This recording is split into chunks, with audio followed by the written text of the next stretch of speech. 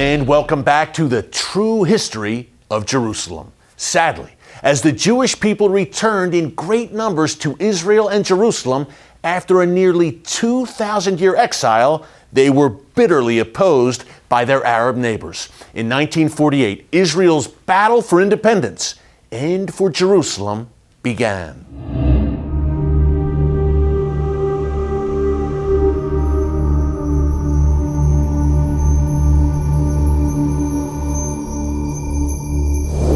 Okay, Eric, so we just drove up the Figs Ascent to the top of this hill.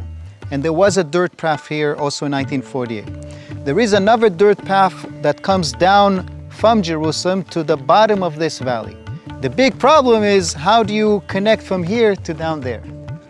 And when they found that there's a way to bring the trucks to both sides, the trucks just downloaded all the gear, and by labor, bag by bag, people took it down to the trucks waiting at the bottom of the valley. We would call this schlepping. A schlepping, exactly, a good word. I mean, God, what a tedious task, Danny, for men who are weary already to get out of their trucks and carry things up and down. Wow. And the fear of Jordanian cannons also in the back there. Absolutely. But they were determined to achieve this task.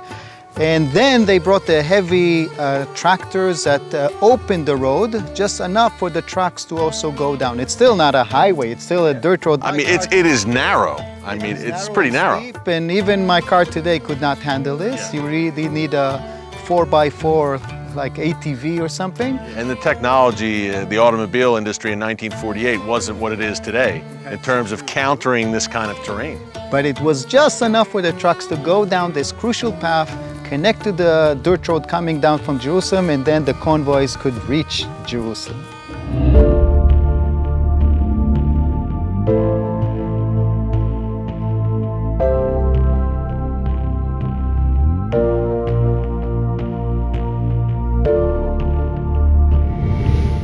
It was the now or never of the Jewish people. Led by David Ben-Gurion. Exactly. And Ben-Gurion understood that there are no, bright options. We must face them, no matter how many they are. And he gave the orders. And, the chances were like closer to zero than to any other number. The battle is raging, it's at the gates, and they gather here in Tel Aviv, in this very room. And while they declare independence here, and Arab armies are marching, and the Brits are pulling out, the Egyptians show people the headline of the New York Times from that day.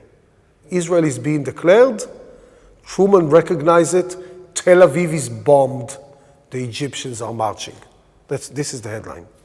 So you have Israel being born literally under fire. A nation born in a day. In a day and under fire, while from all directions they invade, while Jerusalem is really suffering, and almost most of the city fell into the hands of the mighty Jordanian army.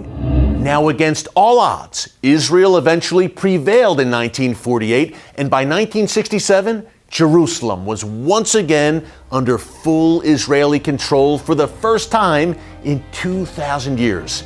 Up next, we'll bring things up to the modern day and see how Bible prophecy is being fulfilled right now in Jerusalem.